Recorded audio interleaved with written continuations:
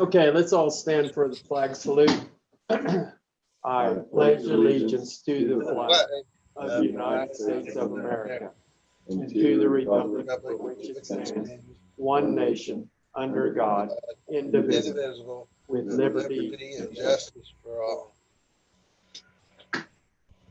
Okay, good morning, everyone.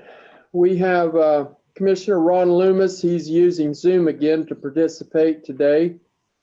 So we all have the agenda in front of us, so I will ask for a motion to approve the agenda.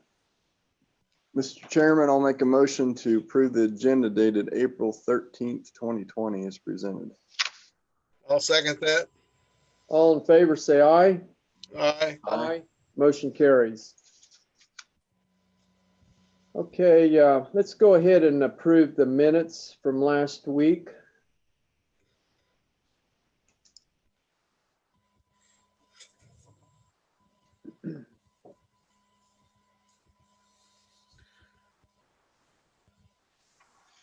It looked fine to me. Yeah, I guess the only question I'd have, we're not having public input anymore. Okay. Okay, that'd be fine. That's good. Never thought of that. Mr. Chairman, I make a motion that we approve the minutes of April 6th as presented. I'll second the motion. All in favor, say aye. Aye. Motion carries.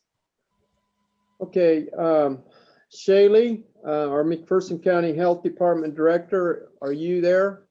I sure am. Okay, how are you this morning? Made it another week. Well, So good. That's good. So this morning I am happy to announce that we are still sticking at our 13 total confirmed cases for McPherson County. Hopefully today, some of those cases will meet the criteria to be considered recovered. So that's good news. We continue to test individuals every day, and most, but not all of the results are coming back within 48 hours. So we're getting a pretty quick turnaround still.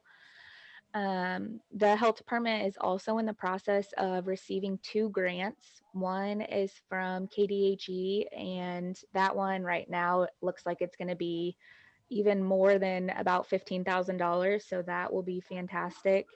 And then the other one is from the Sunflower Foundation. And that one, it looks like so far it's going to be a couple rounds of maybe like $1,000 for each round, but I don't know how long that will last, just because that one looks like it's more of a who applies and who gets to the money first. So the details are being worked out right now. So hopefully this information will be updated later this week, but it looks promising. And so far the information that I've gotten is that the funds that the state is giving us, along with the Sunflower Foundation, they are really pushing for it to be funded into the overtime work of the health department staff, just because that's probably the greatest expense most health departments are getting right now, is just paying staff all the extra hours. The other thing that they have allotted that we can use it for is purchasing PPE. We haven't had to do that yet, but if down the road PPE starts to be more available for people to purchase, then if we have money left over, I'd be glad to help out and disperse that as well with Julia Emergency Management. But other than sticking at 13 and the 2 grants, that's really all that I have for this cold Monday morning. How are we doing on the hospital? Do we have any in the hospital, or are they all recovering at home? Right now we have 1 that is in the hospital, and I'm waiting on an update today to find out how that patient is doing. Everybody else, to my knowledge, is either recovered at home or recovering at home. So. Right. Okay. What about equipment? You keep hearing on the TV that nobody has any equipment, any PPEs, masks, gowns, so forth. Right now, most of my communication has been with McPherson Hospital, just because they're the larger hospital out of the 3 that we have. And to my knowledge, they're still doing pretty good with their PPE supplies that they have. I know early on they had really implemented strict guidance on who can use it. They really just locked it down as far as minimal waste when possible. So to my knowledge, they're still doing pretty good. We have a little bit of supplies here at the health department that was from back in H1N1. So it's not like brand new stuff off the shelf by any means, but it's kind of our emergency fund. If we had to come down to it, I could always try to give some stuff out. So. Right. Okay. Shaylee, we had our meeting here earlier. Oh, it's been several weeks ago. Is McPherson Hospital the only ones that can handle these kind of patients? Or right now, it sounds like, because Lynchburg Community Hospital is kind of a sister facility of Salina Regional, I think if they were to have a patient, they would probably ship them on to Salina Regional. If Mercy Hospital was to get a patient, they're either probably going to reach out to the McPherson Hospital to find out if they can provide any care, or if they just go ahead and reach out to Wichita to one of those hospitals. And then, of course, McPherson Hospital can do a lot of management, but nothing super critical. So usually they will go ahead and ship people off as well. It's just they can usually hold on to them for a couple days while the details are getting worked out, whereas the other ones, it may be more critical to ship them off as quick as possible. Yeah, and I think one of the issues at that meeting was the ventilation system in your room. When you have somebody like that, they reverse it or something. I don't remember all the details, but McPherson Hospital had that. Yeah, they it's kind of like you said, a reverse air room, or a reversed air pressure room, or whatever the actual acronym is for it. But there has been some guidance on how to use what you got and try to create that reverse airflow when absolutely necessary, just long enough to ship somebody off to an actual pressurized room. McPherson Hospital does have one of those official rooms they can use, and I believe the Lynchburg Community Hospital has two, I want to say. But then Mercy, I don't believe, has any. So they've all the hospitals have done fantastic jobs working on plans for if they did get overrun with hospitalized COVID patients, what their maintenance crew, what the engineers would come in and do in the meantime while those patients are still in their care. So those plans have looked really good. And that was actually plans that happened, like you said, a couple weeks ago when all of this started. All three hospitals really just jumped on the ball. They've been fantastic to work with. Well, good. Any other? Have you had good cooperation in doing your tracing or tracking down contacts? Yeah, so that was a lot of question too from the public of saying, well, it's only if they're being honest with you. And yeah, that's true. We also feel like these people that have tested positive or are awaiting results have been very open with us. And they've, kind of like our Dylan's case, they've admitted when they've been there. We just had really good communication so far with our cases. So I've been very impressed. I feel like we are really safe as far as people just being willing enough to tell us the truth and what was really going on. So. Right. Do we have most of our people clearing their 14 days coming up this week? Yes, this week should be Tuesday or Wednesday will be a lot of people clearing from the Dillon situation. So that's great news. The downside of that whole situation was that we didn't really find out that this person was positive until about a week into that quarantine period. So by the time we were able to contact people, it was like, okay, hang on for, another 5 to 7 days. And then technically you're out of the clear. So that was definitely a downside of that situation, but at least we knew, and it seemed so far that a lot of people were being really safe already. So. Right. Okay. And Shaylee, you're communicating this information on the county's website now, is that correct? Yes, we stopped posting it on Facebook just because that was taking a lot of my time and my staff's time to monitor that. And so we have a response message that goes out that just says, thank you for your question. Please either email or call us during business hours, and we'd be happy to talk to you about whatever you're reaching out for. And so far, that's been good. But yeah, our daily updates are going out on the county website. Jeff and Stetson are both updating those pretty much as quick as I send them to them. So that's been great. And then you'll probably, I assume you'll publish the amount of cases that we've gotten through also when they recover. Yep, that's my goal. Hopefully today we can get that confirmed with the state as far as declaring some people recovered. So Very good.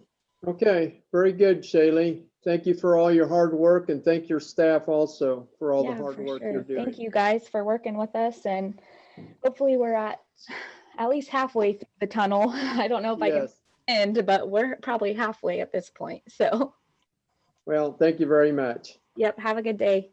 Thank you. Okay, I think we've got Under Sheriff Skylar Christians.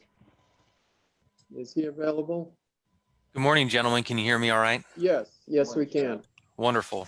I had forgot my laptop at my house, so I had to borrow a headset here so I can get this done with you folks today. I've got a PCN for Jordan Baxter. This would be a promotion to sergeant. So from deputy to sergeant. Jordan joined us back in 2018. He's been an officer since 2012. And he's held many different positions, including some task force work, and he's been a sergeant in the past for another agency. And so I would like to present him to be promoted to sergeant to fill Sergeant Blair's empty spot.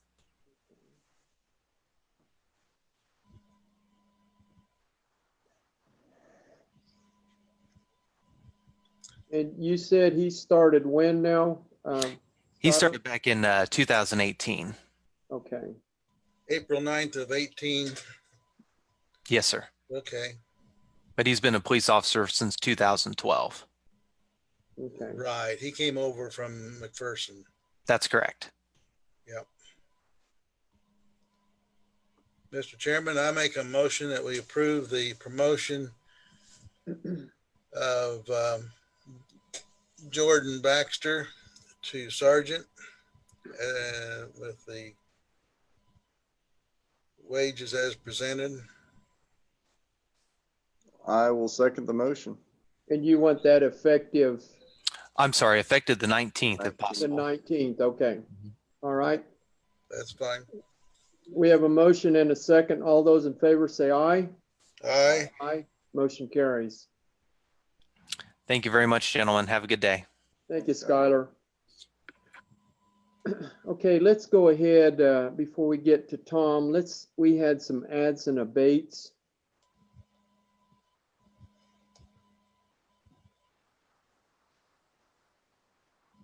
These were just ads.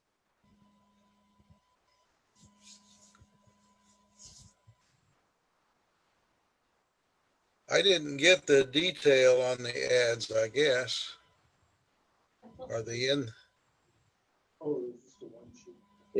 No, I didn't get the details either. Just that one sheet. $126.16. Yeah. Yeah. We'll need a motion on that. Mr. Chairman, I'll make a motion that we approve the ads and abates as presented. Okay. I'll second it. All in favor, say aye. Aye. Motion carries. Okay.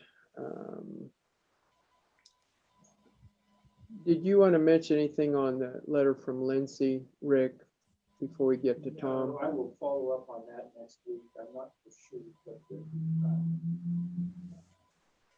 farmers market, I'll visit Barney and see if their thoughts are, but next week. Okay. Okay, and there's nothing else. Okay, Tom Kramer, Public Works Director, are you there? Tom? Yes, I am. Okay. Sorry to Got wait. me? Yeah. Hey, Yeah, you're here. guys got to get some sleep sometime. Yeah. Okay, what you got for us? Well, first of all, our new hire, Lionel Hebert, we had presented the PCN as maintenance worker one at the A level, and he does have a CDL. So that was an overlook on our part, and I would like to correct that and move him to that C spot where we typically start someone with a CDL. Okay, Mr. Chairman, I make a motion that we approve that correction. Yeah, I'll second. Moving him to a CDL. Yeah, I'll second the motion. all in favor, say aye. Aye.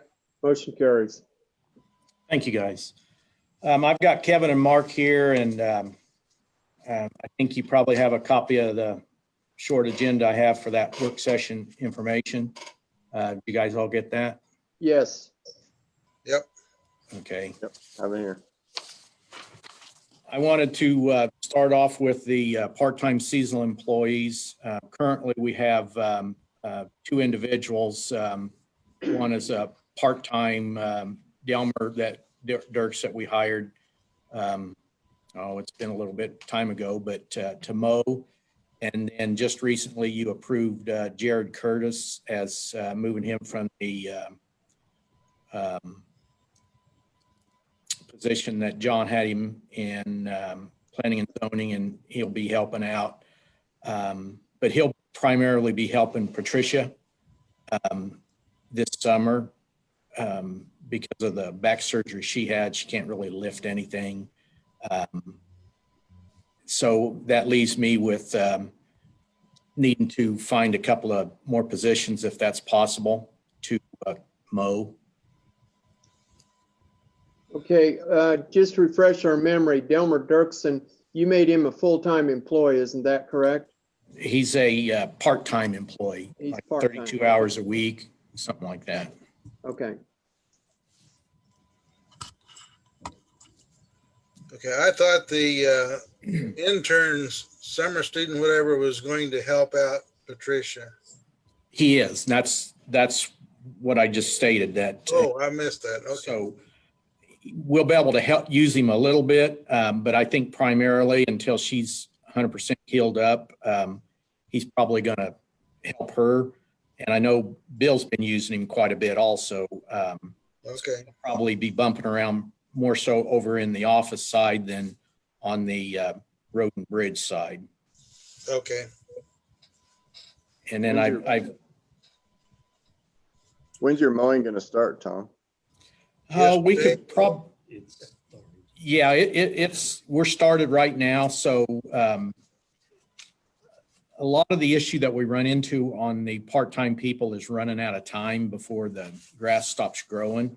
So what I was thinking on the last two, at least staggering those, one would be a college student that we had last year that's interested in coming back. And then I've got another retired guy that's interested in mowing, and maybe go ahead and get the college student started, and then the retired individual a little bit later, so he can carry out into the fall a little bit further. Sounds like a plan. Mhm. so we'll need a motion for you to go ahead and hire two part-time summer employees. Yes, but I can send the stuff up next Monday, Okay, make it official. okay, I really don't have anything ready to go right now, but if you guys are good with it, I'll send the PCNs up. We can do that next week, and I can contact them and see if they're both still interested. So, which I okay. assume they are. Okay, sounds good. Work. Next item that I had was an update on the asphalt plant, and I've got Kevin Erickson here, and I'll turn this laptop a little bit so you can see him, and I'll let him fill you in on the update. Okay, during tear down and stuff on this, we found a gearbox here recently that we had to order and get replaced. But other than that, we're getting ready to put the plant back together. A lot of it went back together last Friday. So I think we're getting pretty close to ready to fire up.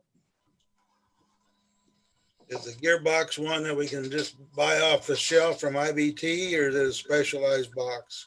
It's one that we typically order out of ADM. That way we know that everything fits back into, it's on a drive conveyor, so. Okay. How long does it take to get that? They thought they'd have it here by the end of this week.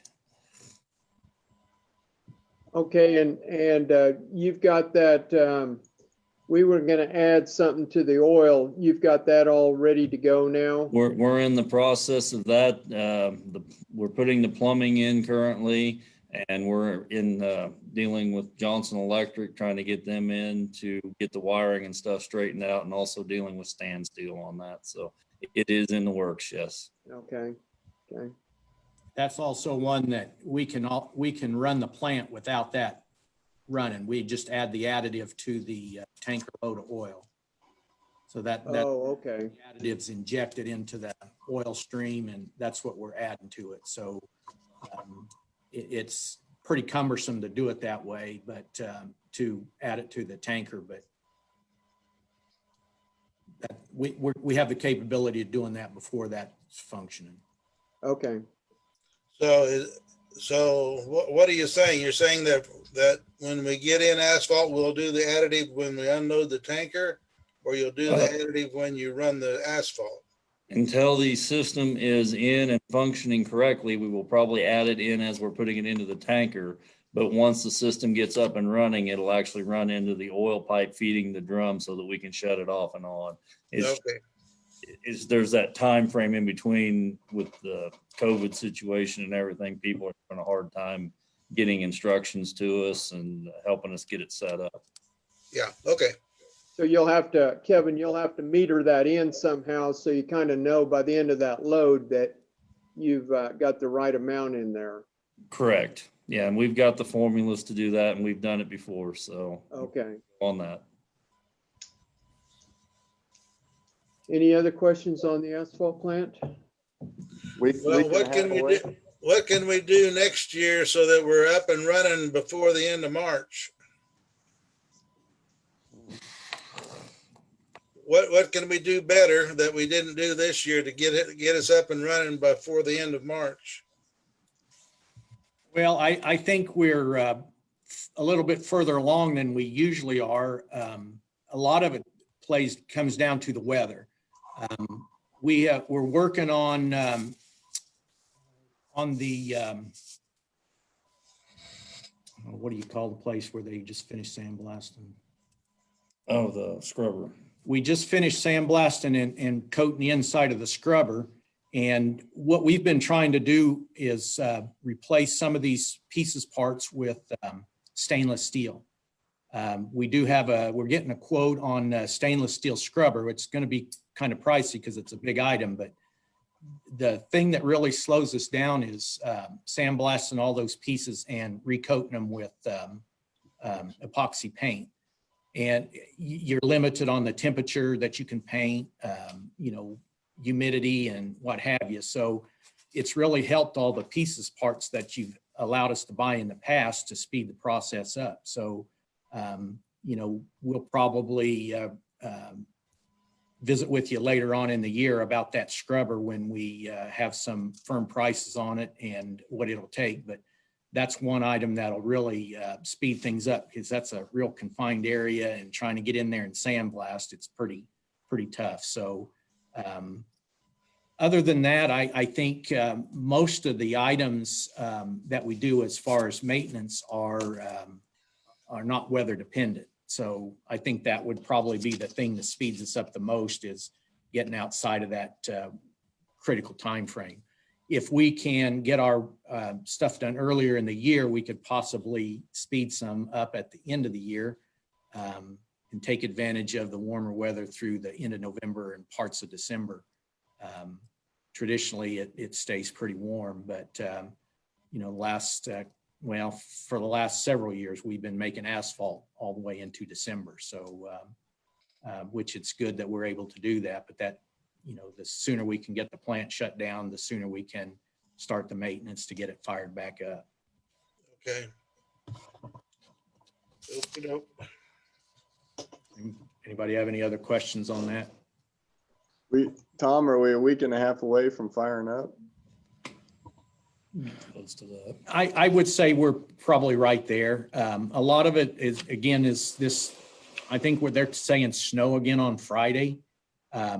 So in the process, when we start firing the plant up, you start with the heating element, the heater, and you have to bring it up to temperature in a staged process. So that gets everything in there to that 250 to 300 degree temperature.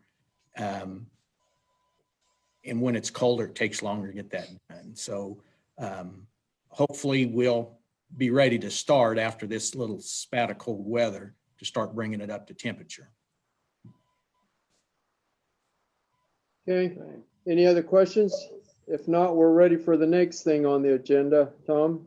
Okay, just for information, as soon as the plant's running, we plan on starting our production, and there's some patching we'll do first, and then we'll start overlaying until we can get to the point the milling contractors come in and start milling. And I think those are the critical parts of our schedule this year, because we need to really be right behind them with that portion of the overlay. I did contact the contractor about adding the additional Main Street portions in Canton, and I have not had a return call from them. So don't know whether that's because of the COVID situation or because they're filled up, not interested, really don't know. But as soon as I get that information, I'll be back with you, and I know we'll need to meet with the city again. So And you would be coordinating that, Tom, with doing 27th at the same time? correct. When the contractor's into mill, he'll do all of it and then leave. So we have to be right on his tail when he's doing that, so he doesn't get real far out ahead of us, because I don't know that Pawnee will take the truck traffic after we've milled it until we can get it overlaid again. We may have to shut that down to truck traffic. If he gets far enough ahead of us, we can't keep up. So that's something we're going to have to consider, because I think if we turn a lot of trucks loose on that, we may have an issue with breakouts and what have you. So something we'll have to look at. So what was you gonna mill on Pawnee? From Was 4 miles? interstate, well, from the interstate all the way over to 21st. Okay, So and you want to do that all at the same time also? correct. So the project consisted of milling Pawnee from the interstate over to 21st, Main Street on Canton, and then on 27th Avenue south of 56, 2 the miles. 3rd mile south of the highway. So we will work on that 1st mile south of the highway with a leveling course and then the overlay. I think that's not near as bad as those 2 miles going to the south. So from Cairo Road going south for 2 miles would be the milling project. Okay.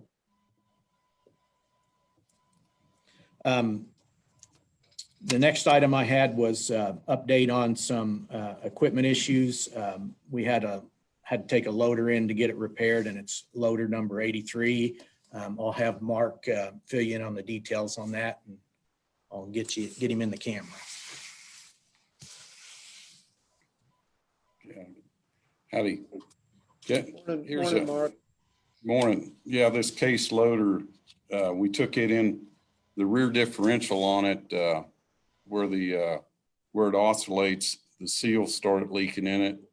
And then the boom seals were leaking, and the steering seals where it does the steering are leaking. We've got it currently at Victor L. Phillips in Wichita to get repaired. And we're looking at probably spending around $10,000 on it. So just FYI, and it's got a little over it's got over 8,000 hours on it, and it's a 2004 model.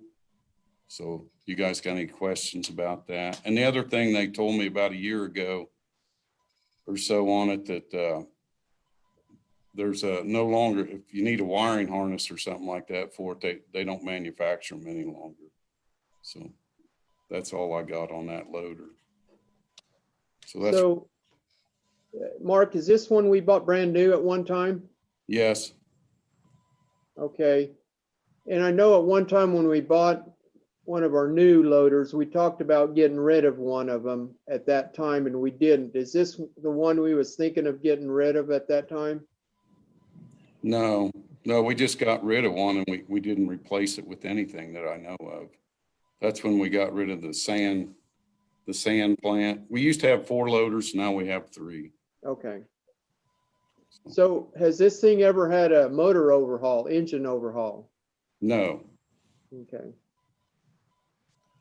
When you say a differential leak where it oscillates, yeah, see what Case did when they designed this machine, they run the shaft through the center of the differential, and your grease from the differential is what lubricates that shaft where it does the pivoting back and forth. oh, okay, Well, it starts leaking differential fluid out of that shaft. okay, It's kind of a different design than some of the others, but that's how it was designed. right, gotcha. Okay. So they're gonna fix all these leaks you was talking about also while you have it in there, Mark? Yeah, it's for the rear diff and the boom cylinders and also the steering cylinders. They give you an estimate of that 10,000, or is, I mean, I would say working on equipment, 10,000 doesn't go very far anymore. Well, they said they were actually going to try and reduce that if they could. That's just what Okay, they told me. okay. Any other questions? Okay, I don't think so. Okay, thank you, Mark. All right. Say what? Oh, and the other thing, we're gonna purchase, the lift cylinders on our low boy are leaking. Looking at purchasing, brand new cylinders because that's one of our frontline machines. And we need to keep that trailer in operation. And we're looking at, 2177 each. they were 2177 each for the cylinders. And it'll take 2 of them. So You can install those yourself, can't you? yeah, we're going to install those ourselves, purchase brand new ones. That way we won't have any downtime on the trailer to speak of. Or Okay. smooth downtime. are you gonna keep the old ones and send them in for a rebuild, or what are you gonna do with the old ones? Well, we can, but I'm looking at, as long as this is the first time they've ever came off the trailer. Okay, So, I mean, we can hang on to them and we can see. And the other thing, sometimes you run into parts availability for cylinders like that. They've got brand new ones sitting there ready to go, but they don't have parts and pieces sometimes to fix them. And then that's the other thing we're looking at, Ron. If we tear these down, we got to have the rods re-chromed and stuff, and that's a okay, time process. So all right. These We'll- cylinders go on the gooseneck part of the trailer? where That's it correct. Flattens out to load and unload? yeah, that's what they do. Yeah, Yeah, they're pretty healthy cylinders. right. Okay, Okay. Thank you, Mark. All right, you're welcome. Have a good day. Okay. I wanted to give you kind of an update on where we're at with projects and what have you. And I think as far as the overlays go, I think what I just said earlier is kind of the best update we can give you right now. The crews are out working on pipes and getting ready for boxes and what have you. And doing a few drainage issues around the county. So been staying pretty busy when weather permits, and the weather's been permitting pretty good until this week. So, but I wanted to get you back updated on the bridge replacement projects. Right now, the 3 structures are out to bid on the bridge replacements. that date for the bid opening is going to be the 16th. We did put a priority on those as far as the bid documents. The bridge up at Mohawk and 19th, we kind of indicated we'd like to have done first. Then the bridge on 23rd, second, and then the bridge on 5th Avenue, third. That 5th Avenue being a paved road and pretty highly traveled route. We also indicated we didn't want to get started and get into a lot of weather issues with it. So those are the items that we indicated on the bids that we like to have the construction done. So on the 16th, we'll have that information. I'll bring that to you as soon as we can.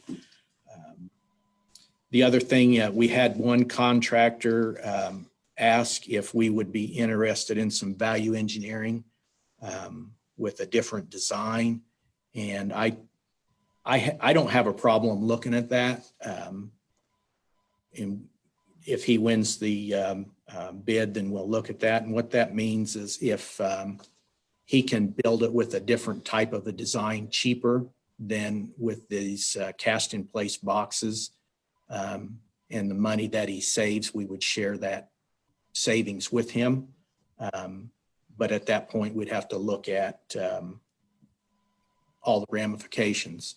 One of the things that he was really concerned about, and it may not be an issue for some of the other contractors, is the water underneath that bridge at Mohawk and 19th. Just to get in there and construct the floor to that box, dealing with all that water is kind of going to be a pain. May not be a pain for another contractor. So, but I think what he's leaning towards is a span bridge in there, which there would have to be soil borings done on that, which is a $6,000 to $8,000 cost, but he would have to bear that cost in part of that value engineering. And then the difference that he would save is that dollar amount that we would look at in sharing back with him. Again, we will look at that. We've got a consultant looking at it also. And then we'll bring that information to you guys when we get it. The one benefit that we would have with possibly doing that is speed of construction. So if he came up with a design and it was a span bridge, we would want limited piers in the river or in the creek. And so possibly driving abutment pile and having a single span bridge, and he may be in and out of there in weeks instead of months.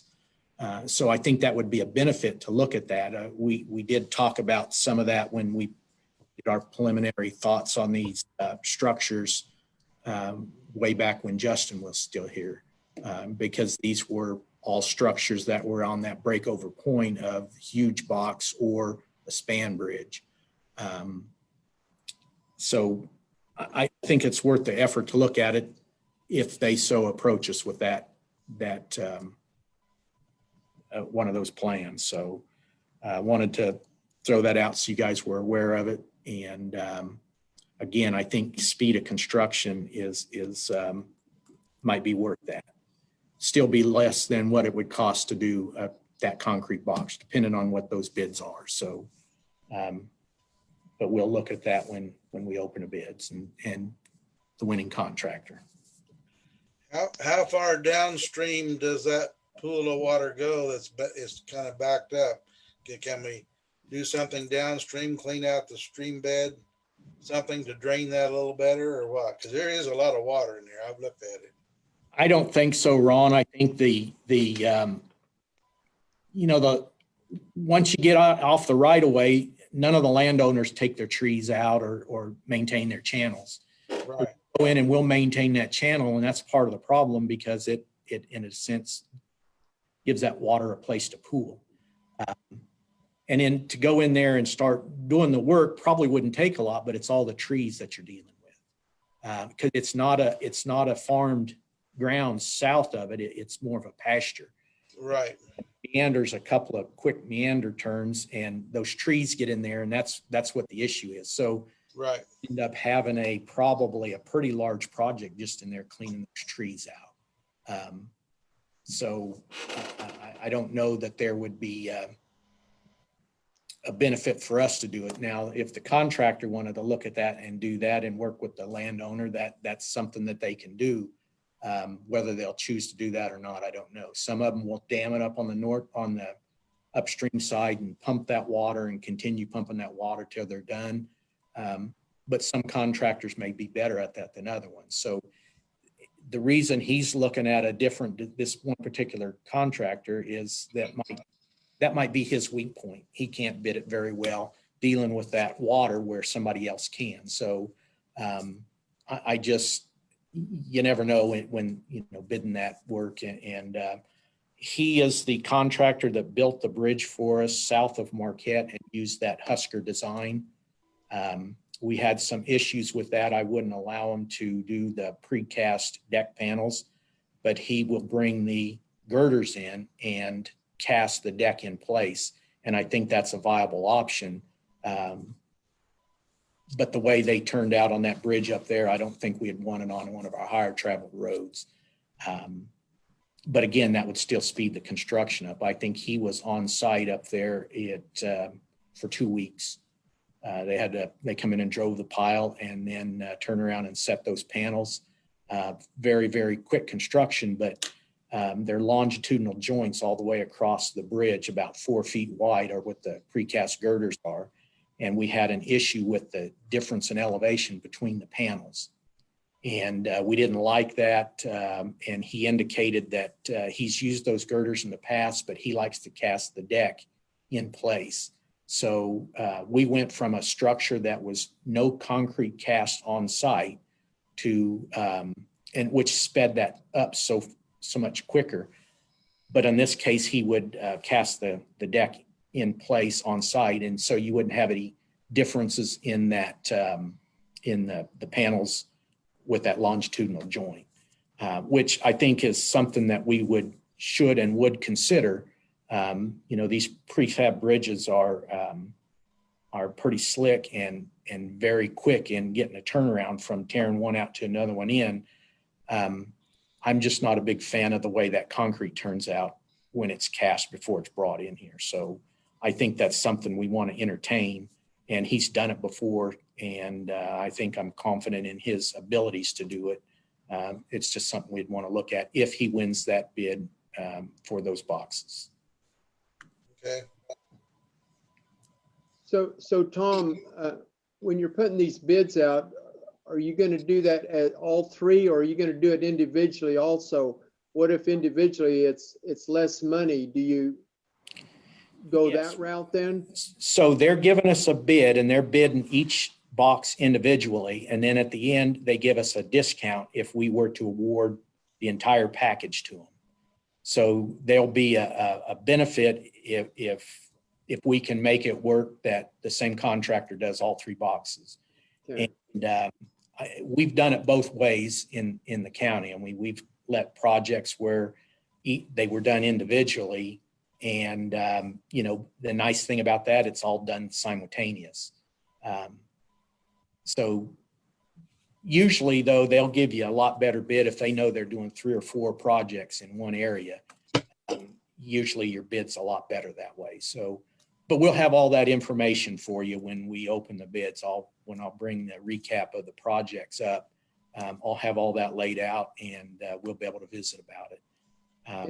And Tom, you put a deadline on when they should all be completed, or how do you do that? I think the way we approached it, Keith, was a deadline per project. So if they should happen to get started late and get into the winter, I don't want them tearing like the Fifth Avenue Bridge out and then it's set all winter. They've got X amount of days per project to get the work done and the bridge back open, and specifically that one. So there's a possibility these could run into next year, finishing them up. The goal is to get them open, and we stop counting days against them on the contract if they get it open to traffic. So let's say they get out to the end of next year and Again, the Fifth Avenue Bridge is the last one on the list. They get it done and open to traffic. I'm okay with that and finishing dirt work and some seeding and some other things and in the next year. Problem is they have to maintain all the environmental aspects of the project, and most of them don't like to do that. So they'll evaluate that when that time starts running out at the end of next year. I think you want to give them as much flexibility as you can, because you bring in a majority of contractors, and I think your bids are a lot better doing that. And that's just, trying to be flexible with them. I know they sure, most of the contractors were considered their backyard. They're coming out of Wichita, Great Bend, Newton, Salina, and they really like to do work in McPherson County. So I think they work extra hard to get us good prices in order to get that work. It's a lot easier on them and their crews. Okay, anything else on bridges? Yes, that bridge on 22nd Avenue, right south of Highway 56, that guardrail project, that has a bid opening of April 22nd. So we'll have that one going also. That one's more, there's some concrete repair. They're going to cast a new hub on it, and then within that hub, they're going to put the post for the guardrail. I think the guardrail is probably the priority, but guardrail contractors usually the sub. So, the general contractor will do the little bit of concrete work and then subcontract the guardrail out.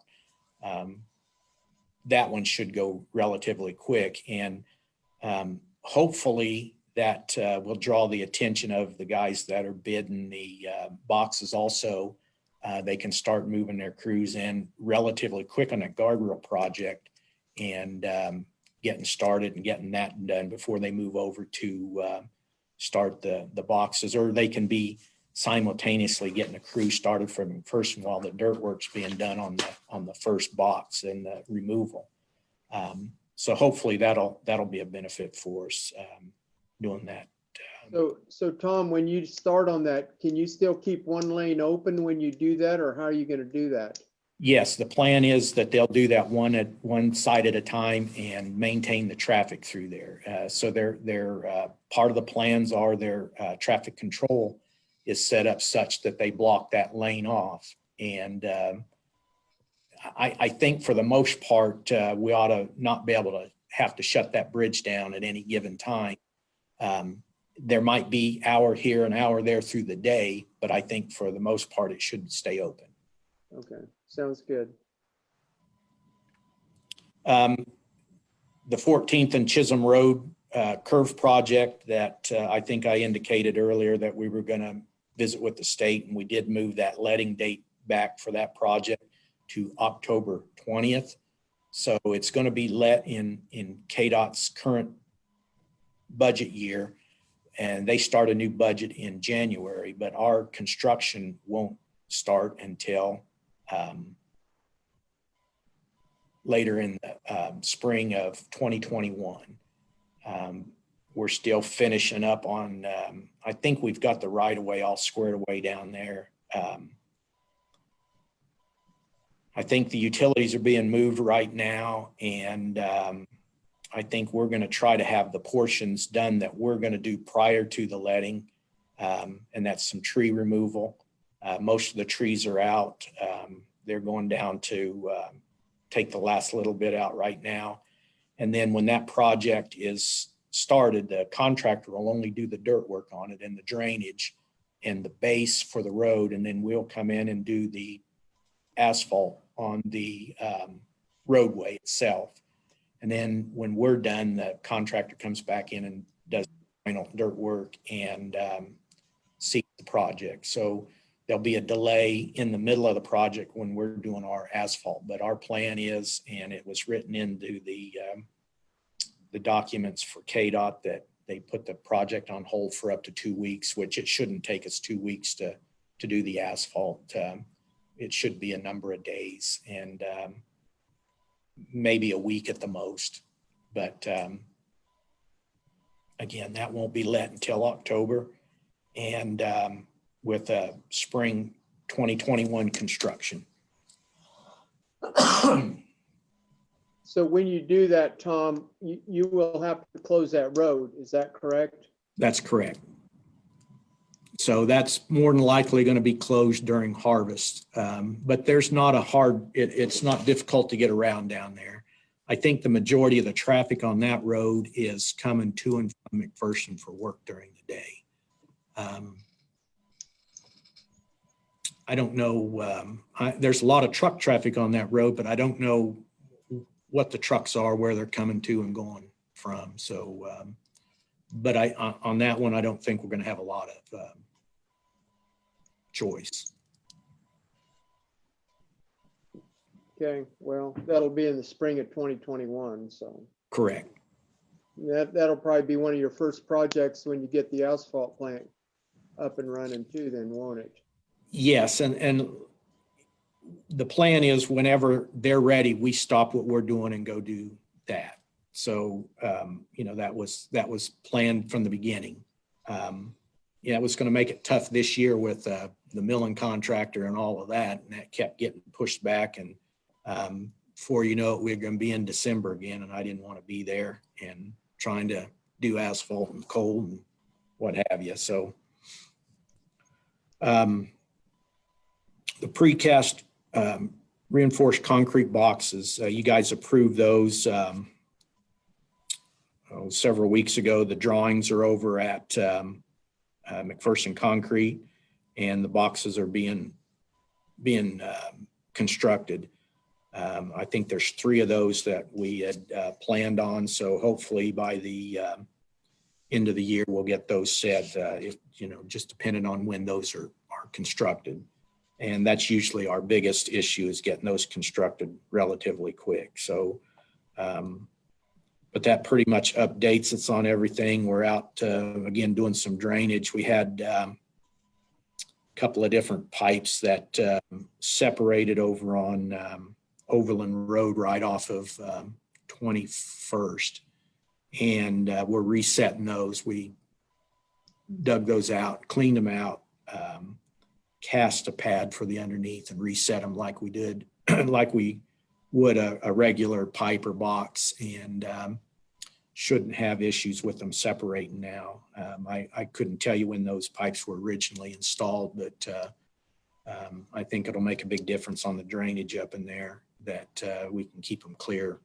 A lot of times those precast pipes and boxes start to settle and they open up and let dirt from the top in, and it's not a good operation. But you know, I don't know how long it's been since we started casting those pads underneath, but we haven't been back yet to have to rework any one of those boxes or pipes. A little bit more expensive, but I think it speeds us up in time because we're not fighting with the compaction underneath them.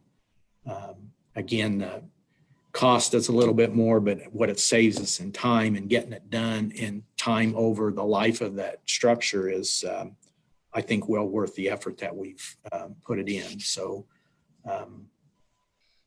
it's inconvenient anytime we dig a road up, and I think everybody's working with us pretty close, but it sure makes it nice that we don't have to go back up and mess with those again. So Tom, you didn't use any used ones from that were in there, that you put all new ones in, is that correct, on Overland? No, we used the pipes that's there. That was there. Pipes Okay. that are there, we're reusing them. So there's really nothing wrong with those pipes. There's no use to spend the money to put a new one in if you don't need to. The only thing we've done was when we took them out, we cleaned them out, cast that concrete slab underneath, and then turn around and reset them. So they would put new gaskets on them, and then they would put the fabric around them to keep that dirt from sifting into the pipe, just like we would a brand new pipe. Okay. Any other questions about any of that stuff? Ron, you have any questions? No, do you have a full crew? Or you're still looking for one or two? We have a full crew as we speak. I've got one that's out with a back injury, of course, and one that's out on the COVID-19 federal thing. But other than that, we're filled up. Okay. Again, about the time we get filled up, we go backwards a couple of steps. So, Okay. I think it's going to work pretty good. The guys are all excited. I think they're ready to learn. I think they're ready to get into meat of our work. It's been nice to bring several of these guys in at this time because we're doing maintenance on the asphalt plant and equipment, and I think they're ready to get out on the road. So that'll be a good thing. We did get the new used roller in the shop, and they're cleaning on it a little bit. I think that's going to be a very well used piece of equipment for us. The guys are excited about it, so I want to say thank you that we got that. I think going forward in our excuse me, our chip seal stuff, I think is going to make a big difference. We're going to have places and things that we can do that are not on our regular schedule. And when we're not tied to renting that equipment, is going to free us up. And I'm excited about looking at the possibilities of moving forward. For instance, if we had an issue where we material issues,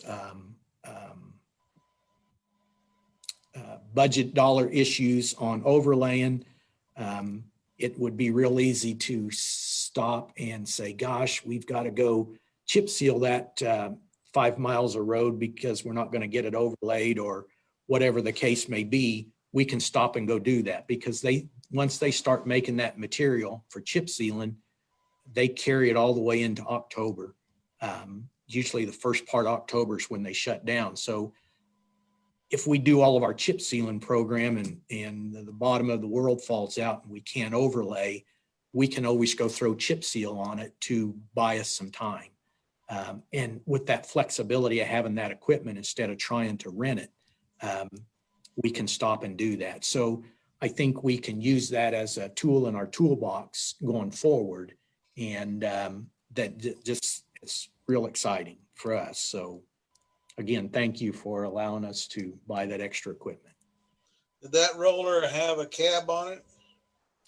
No, it has a ROPS on it. It's identical to the one, gosh, we purchased it several years ago. But it is it's a single post ROPS protection, very, very heavy built metal on it, but that was the way they designed those. Okay. So I mean, it's not a 4-post deal, so. Okay, so none of our rollers have cabs on them then? No, they do. But our sweepers do. They have Correct. rollers. Correct. Or, cabs on, yes. And I like to lean towards those just for the fact that the guy that's getting to roll, if he happens to be in the wrong direction of this nice Kansas wind, he doesn't need to eat lunch or dinner because he's filled up on dirt. The drawback of that is it all goes in his lungs too. But so I think that little bit right there makes a difference on that guy. But as far as the rollers, they're usually not too bad. Okay, yep, that's good. I can't think of anything that we're doing or have to do, but that's When can we get the big ditch east of Inman out for design?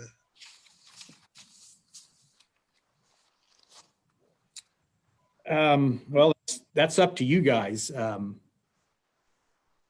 I think what I'd like to still do is hire an engineer, and I think we're at the time of the year all those guys are going to take their tests, and I've got a couple of them in mind. If they can pass their test, might be able to pick up on the design that's part of the design that's done and move forward with it. But I'd still like to work towards an engineer. Okay. All right. Tom, with the price of oil now, there's no way you can contract something for in 2021. Surely there's a reduction in the price of some of that right now, or isn't that possible? As far as the asphalt oil or the road oil? Yeah, yes. Not really. And you know, what's interesting about that is that typically doesn't follow the price of fuel oil because there's only limited production of that part of the oil, and it has to come from a heavy base stock. And I think the refinery in El Dorado makes it, and that's the only one close that makes it.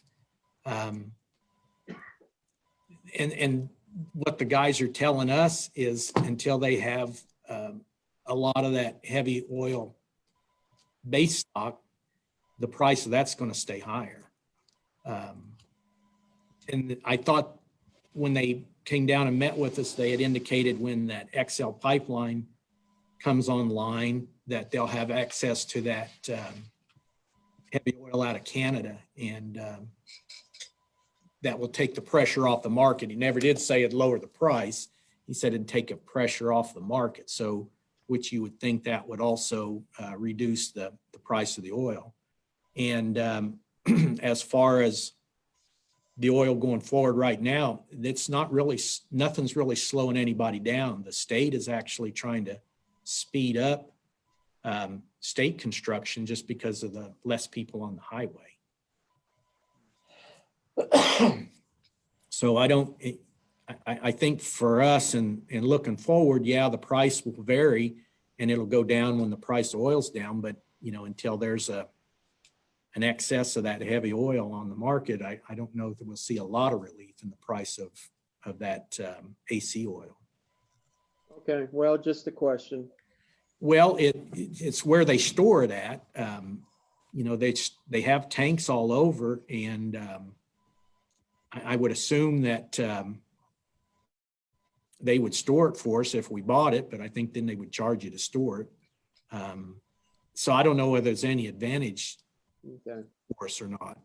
That's questions that I can ask them, but I don't think we'll get a right answer. So.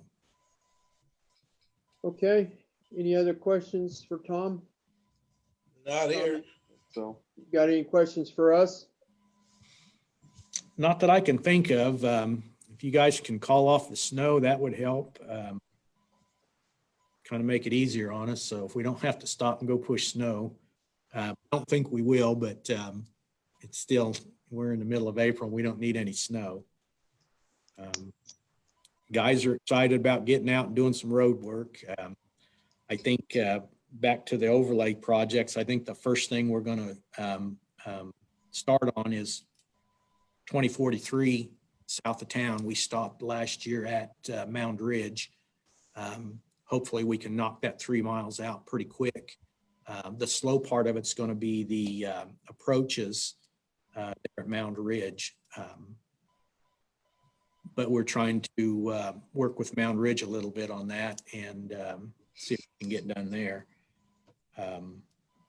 But hopefully we'll get that done before the milling contractor's in, and then we can go over and follow up the miller with overlay. And I think we can simultaneous work on some of our patches that we need to do. And if not, we'll work on those patches and get those done as we're moving forward. what's your best guess with the weather holding out positive for Canton's project to get started? Again, it's, you know, when the contractor comes in to start milling, we could possibly even start with that. You know, a lot of it depends on what Canton's still thinking, what all they want done. You know, as far as the water valves and anything in the roadway there that, you know, that might cause an issue with that milling operation. I think the portion that we have to do is pretty straightforward. Again, I don't know whether it'd be worth the effort to talk to Canton again and the contractor about, some options on the schedule of it. So I don't know that we're going to have any issues with weather. Once we get past this cold spell, I think we'll probably be done with the really cold stuff. Once we have the plant up to temperature, the cold doesn't affect it near as much.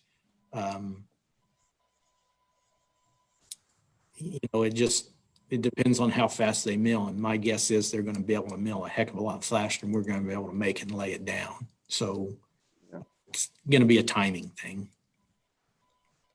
Yeah, and you'll have pretty long haul there too, won't you? Yes. That makes a difference too. Yeah, the contractor's responsible for getting the millings to the plant.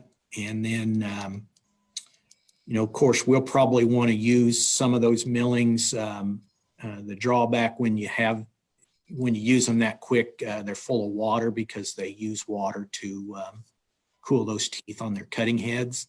But I think we have enough millings that we can get started and having some of that stuff dry out before we need to use it again.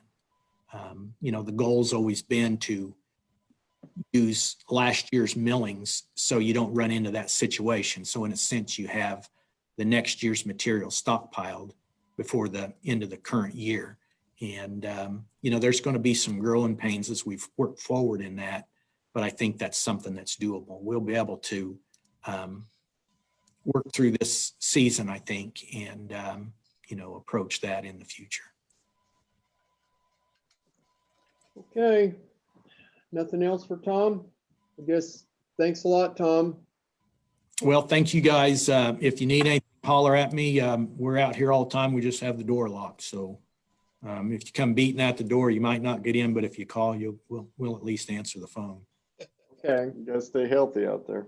Yep. Well, I think we are. I'm pretty sure that earlier in the year that it already passed through here. So when I was in dire straits with employees, I think some of them might have had this. So when they were getting tested for the flu and they didn't have the A or the B, but they still had flu and flu symptoms, my guess is we've had it. And I'm thankful I didn't. So anyway, I think moving forward, we're in good shape. Okay. Good deal. Thank All you, right. Tom. Thank you, guys. Okay, I think that pretty well takes care of everything on our agenda. Do you have anything yet, Rick? Okay, well, I guess we need a motion to adjourn then. So moved. I'll second it. All in favor, say aye. Aye. Motion carries. Take care, Ron. Okay, thank you. Careful, Ron.